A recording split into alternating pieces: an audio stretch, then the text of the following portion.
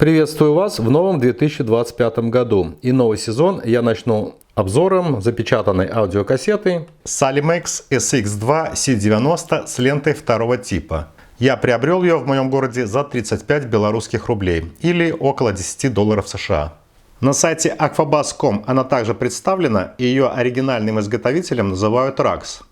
Блогер Евгений Омский в своем обзоре предположил, что эта кассета изготовлена в 1988 году в качестве рекламы одноименной турецкой обувной фабрики. Соглашусь с его мнением. У моего экземпляра упаковка также натянута волной. На ней надпись «Новая волна», которая должна бы указывать на следующую версию кассеты, как бы улучшенную. Но лично я такой не знаю. Обертка практически прозрачная, за ней просматривается вкладыш и сама кассета. Вскрываю.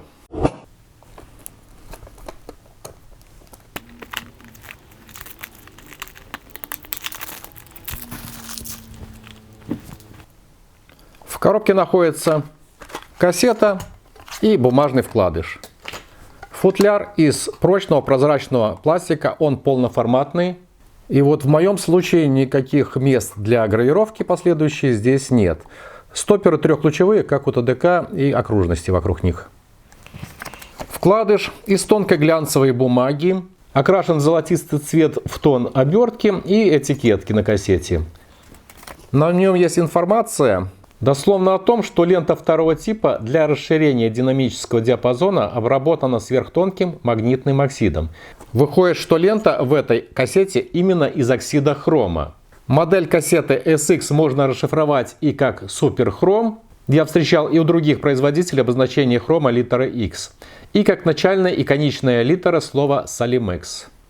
Согласно представленной на нем амплитудно-частотной характеристике, максимальная отдача ленты для частот 200-300 Гц чуть выше 0 дБ по шкале в 250 нановебер на метр, а насыщение ленты на высокой частоте 10 кГц наступает на уровне минус 10 дБ. И это, в общем-то, средний показатель ленты. Корпус кассеты изготовлен из тонированного прозрачного пластика. Он разборный. Его фактура подтверждает сходство с кассетами именно RAX HDX, HDX1, HDX2 1988 года, поэтому я и сделал вывод, что это кассета именно этого года. Позже эта форма была взята за основу при изготовлении корпусов модели EDX, CDX 1990 года. Справа внизу есть стрелка, и выпуклой точкой обозначена сторона 1. Здесь две выпуклые точки, явно украли у кассет ТДК 1983-87 модельного года. А я напомню, что Salimex ориентировочно 1988 года. На кассете также есть пустое поле вот здесь вверху для гравировки бренда. Грани у кассеты прозрачные, сквозь них видно лента, есть выемки под второй тип. С левой стороны, на левой грани, получается, здесь есть серийный номер. Кому интересно, вот он такой. Лента оснащена белым как мел ракордом для чистки магнитофонных головок, который устанавливался именно в кассетах RAX. Подушечка и магнитный экран также присутствуют. Ракорд достаточно длинный. Лента черного цвета, как и положено для двуокиси хрома, а ее в те годы изготавливали только западногерманские предприятия.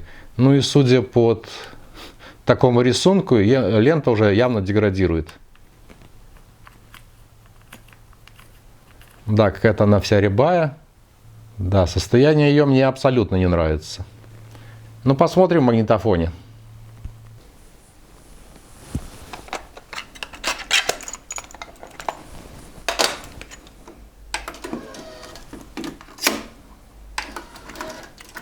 Итак, перемотка вперед. Норма. Назад. Отлично. Сразу перехожу к калибровке, так как есть сомнения в качестве этой ленты.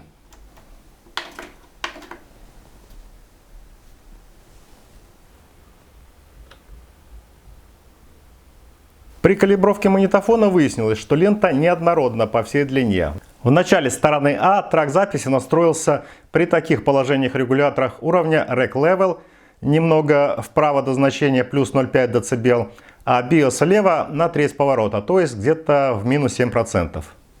Перемотаю вперед.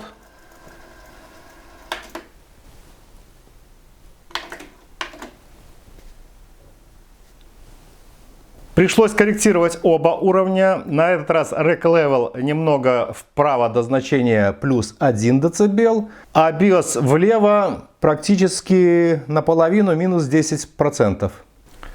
Теперь калибровка со второй стороны.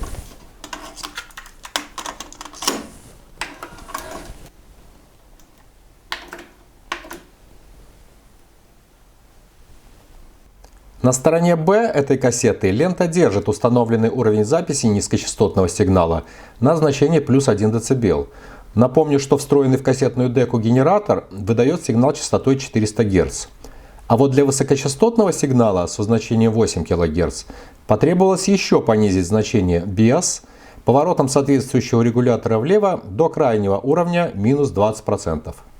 Теперь запись музыкальной композиции.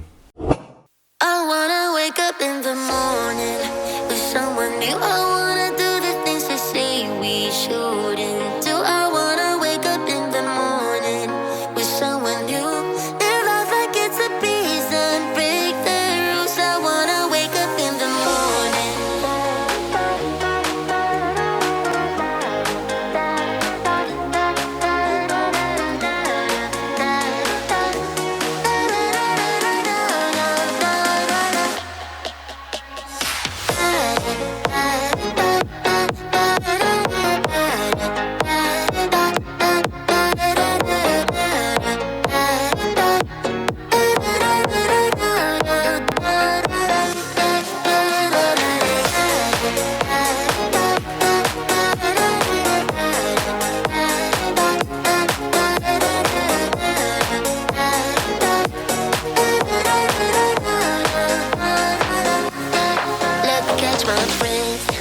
I'm feeling stuck, and I don't know which way to run.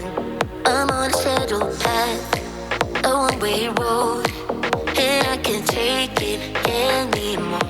I started, I can't stop it, stop it, stop it. I'm done with feeling lonely, lonely, lonely. I know there's more than working, working, working. So go ahead and show me now. I wanna wake up in the morning with someone new. I wanna do the things they say we shouldn't do. I wanna wake up in the morning with someone new. Live life like it's a piece and break the rules. I wanna wake up in the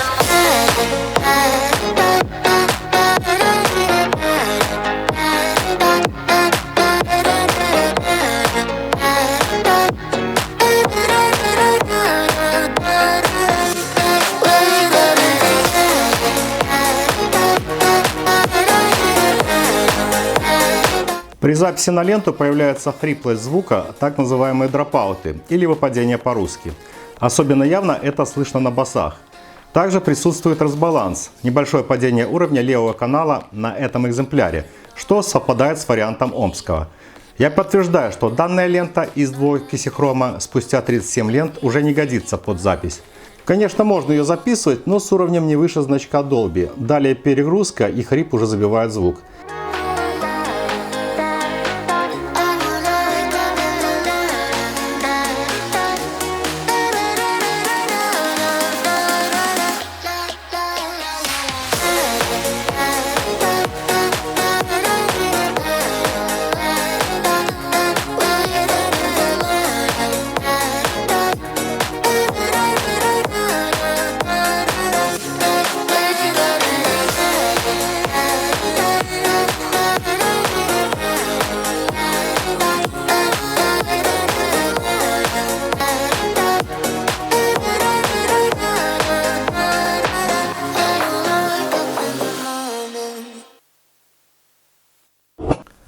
На мой слух, этот результат подобен записи на хромовую ленту Bass Chrome Dioxide 1974 года, которую я обозревал ранее. Ссылка на видео будет на экране.